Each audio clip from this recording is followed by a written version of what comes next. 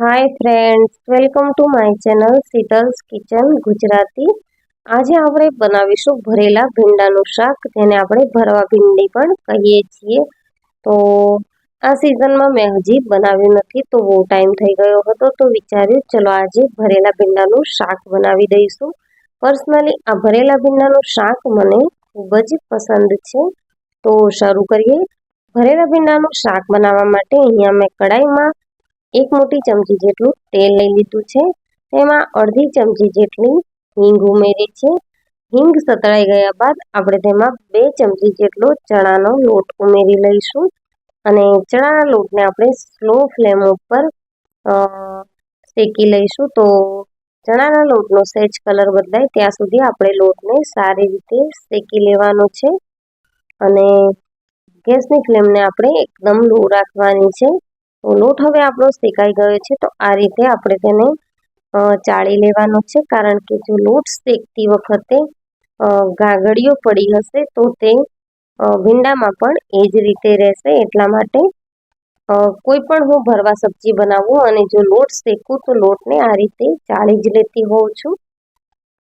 અને ચાળતા આપણે આ જે નાની નાની ગુટલીઓ પડી હોય તે પણ ભાગી જાય છે, તો એકદમ સ્મૂથ એવો લોટ બનીને રેડી થાય છે. હવે મસાલામાં અડધી ચમચી મીઠું, અડધી ચમચી લાલ મરચું પાવડર, અડધી ચમચી હળદર પાવડર, 1 મોટી ચમચી જેટલો ધાણા જીરું પાવડર ઉમેરીશું. સાથે અડધી ચમચી જેટલો ગરમ મસાલો ઉમેરવાનો છે અને મેઇન ઇન્ગ્રેડિયન્ટ છે આમચૂર પાવડર. તો 1 ચમચી આપણે આમચૂર પાવડર નાખ્યો છે અને સાથે જ આપણે 1 ચમચી જેટલી દળેલી ખાંડ ઉમેરી છે.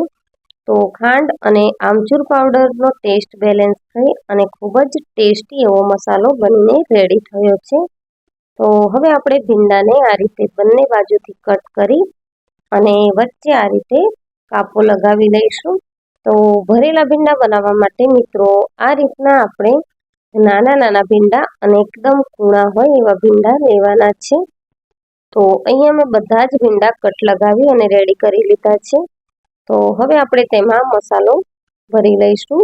તો મસાલો આપણે ભીંડામાં છે તે દબાવીને ભરવાનો છે, કારણ કે ભીંડામાં બિયાનો ભાગ હોય છે, તો બહુ વધારે જગ્યા હોતી નથી. એટલા માટે આપણે થોડું એવું પ્રેસ કરીને ભરીશું, તો થોડો મસાલો ભીંડામાં ભરાશે અને ભીંડા ખાવામાં ખૂબ જ ટેસ્ટી એવા લાગશે.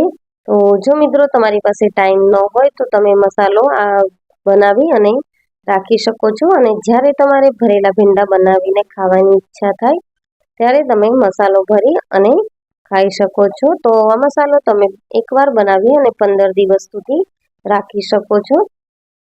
તો આ રીતે મેં બધા જ ભીંડા સારી રીતે ભરી લીધા છે અને મસાલો બચ્યો નથી. તો હવે આપણે ભીંડાને શાક બનાવવા માટે કડાઈમાં 3 થી 4 મોટી ચમચી જેટલું તેલ ઉમેરી લેવાનું છે અને તેલને આપણે કડાઈમાં ચારે બાજુ ફેલાવી લેવાનું છે આ રીતે. તો તેલ ગરમ થઈ ગયું છે, તો આપણે ભરેલા ભીંડાને સારી રીતે અંદર ગોઠવી લઈશું અને કઢાઈમાં આપણે બધી જ બાજુ ભીંડાને સ્પ્રેડ કરી લઈશું અને 2 મિનિટ જેવું આપણે કવર કરી લઈશું. તો ભીંડા છે તે ચોટે ના, એટલા માટે આપણે 2 મિનિટે વચ્ચે વચ્ચે આ રીતે ફેરવી લઈશું. તો તેમાં દાજાનો સ્વાદ નહીં આવે. જો વધારે વાર ફેરવવામાં કરીશું તો ભીંડા પેનમાં ચોંટશે અને દાજેલો ટેસ્ટ આવશે.